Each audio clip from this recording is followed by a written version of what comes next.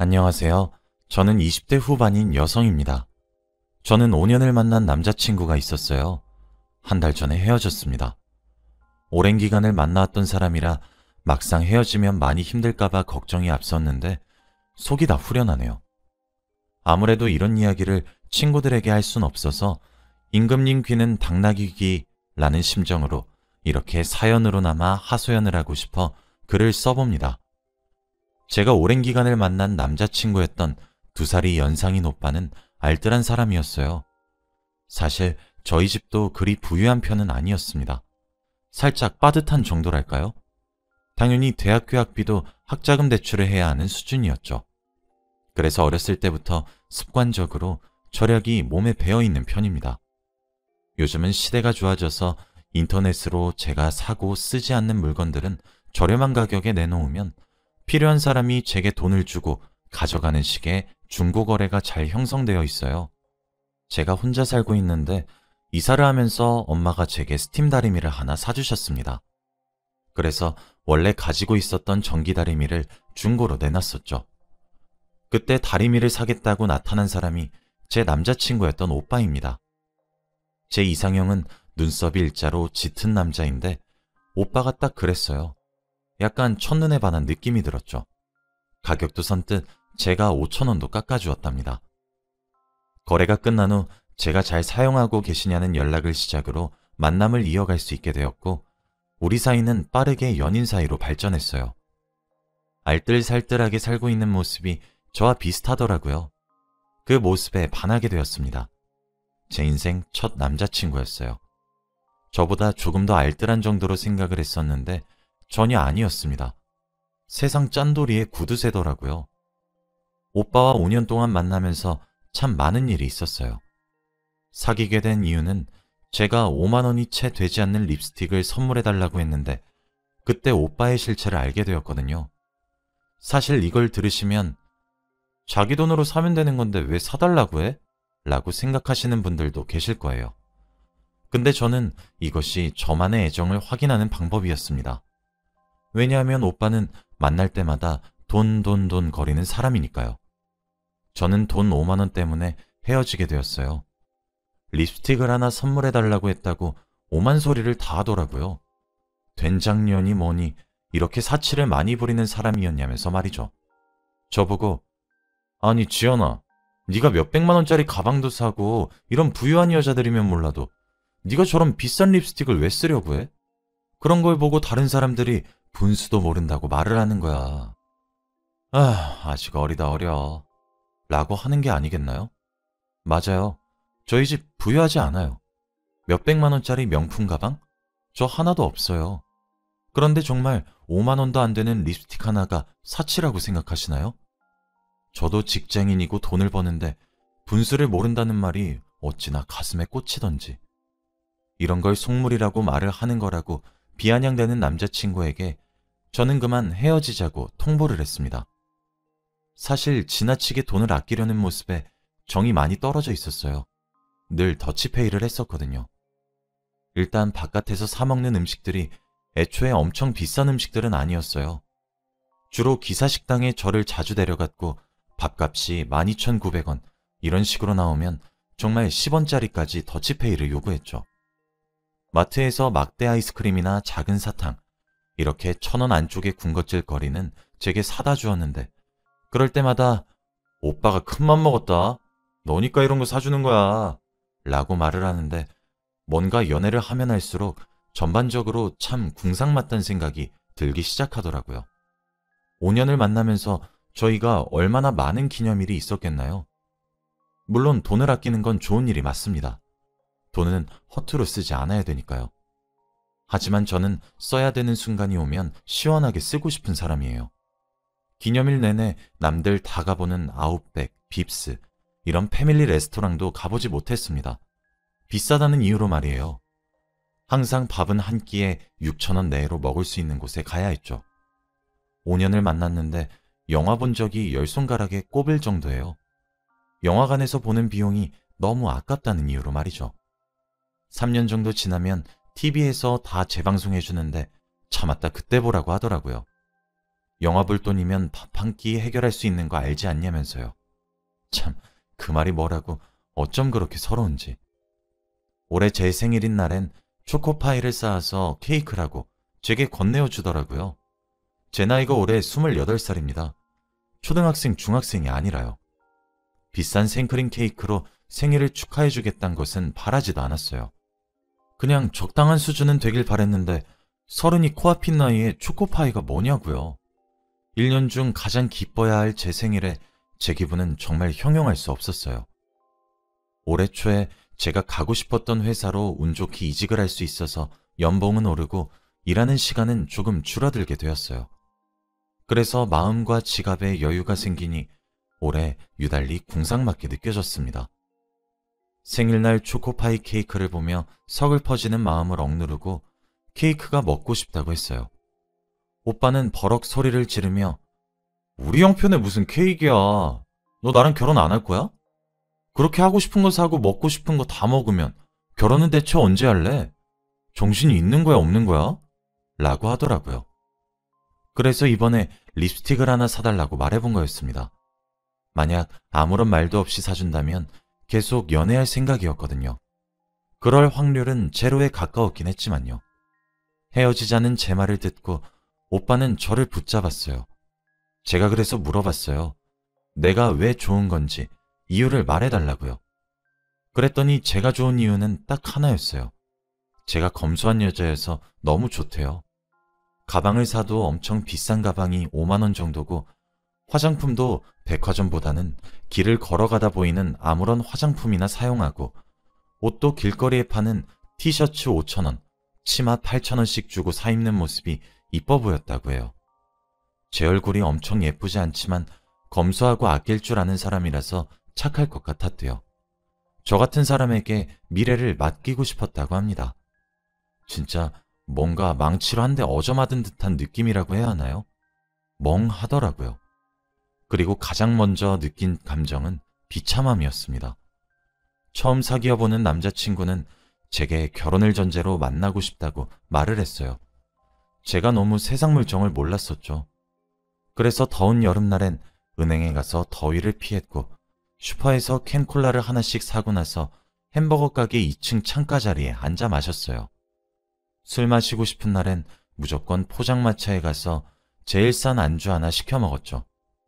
밥 먹으면 기사식당 또는 김밥집, 주머니 속 1,000원짜리를 모아 떡볶이를 사 먹곤 했습니다. 5년 동안 저는 오빠에게 이것저것 선물을 참 많이 해줬는데 제가 5년 동안 받은 건 2,000원짜리 화장솜 하나랑 10,000원짜리 목도리 하나가 전부네요. 한 번은 제가 새벽에 열이 크게 나서 아팠던 적이 있었어요. 새벽 1시예요. 너무 열도 높고 아파서 오빠에게 말했더니 간호해 주러 달려와 주더라고요. 그런데 약을 먹고 기다려도 열이 전혀 떨어지지 않아서 응급실을 가려고 채비를 하니까 문을 막고 비켜주지 않더군요. 나오라고 말을 하고 짜증을 내니까 응급실에 가서 진료받으면 돈이 너무 많이 나가니까 8시간만 기다리면 일반 병원에 문을 여니까 아침에 병원을 가라고 했습니다. 응급실 가면 돈이 너무 아깝다면서요. 제가 그래서 오빠 보고 돈 내달라고 안 할 거니까 당장 비키라고 소리쳤지만 그날 결국 끝내 비키지 않더라고요. 화를 내니 어지럽고 열이 더 났어요. 몸에 힘이 다 빠져 휘청거리다 결국 119에 신고해서 병원을 갈 수 있었죠. 막상 헤어지려고 마음을 먹고 5년을 돌아보니 참 궁상맞게 살았다 싶네요. 남들보다 생활력이 좀 더 강하고 돈을 좀 더 아끼는 남자라 생각했는데 말이죠. 또 오래 만난 사이다 보니 립스틱을 사달라고 하기 며칠 전에 제 학창 친구들이 하도 소개시켜달라고 해서 한번 밥을 먹는 자리를 만든 적이 있었습니다. 제 체면이 있는데 친구들까지 기사식당에 데려갈 수 없잖아요. 한 사람당 12,000원 정도 하는 곳이었어요. 웬일로 남자친구가 계산을 하더라고요. 원래 제가 하려고 했는데 웬일로 남자친구가 계산을 하더라고요. 그런데 제 친구들 보고 계좌번호를 불러주면서 자기 계좌로 각각 돈을 12,000원씩 입금하라고 했습니다. 그때부터였죠. 정이 한번 떨어지기 시작하자마자 후두둑 없던 정도 다 털렸습니다. 립스틱 사건을 끝으로 이제 궁상 떨기 싫으니 헤어지자고 통보 후 집으로 돌아왔는데 문자가 한 통 왔더라고요. 아마 제가 이렇게 헤어짐을 들먹인 적이 단 한 번도 없고 제가 진심으로 헤어지려고 하니까 놀란 것처럼 보였어요.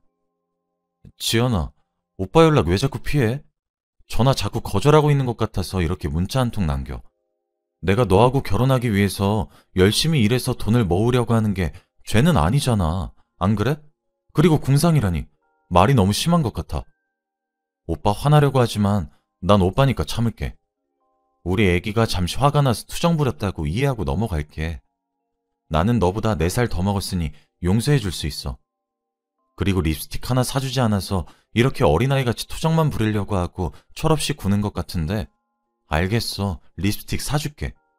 그런데 오빠가 한번 알아봤는데 애기가 말한 백화점 브랜드 화장품들은 외국 브랜드라서 외국 사람들에게 더 잘 맞는 거래. 넌 한국 사람이니까 15,000원 이하로 네가 원하는 립스틱 하나 고르면 내가 사주도록 할게. 괜히 브랜드 이름 붙여서 쓸데없이 비싼 립스틱들보다 훨씬 나을 거야. 우리 애긴 잘 알고 있지?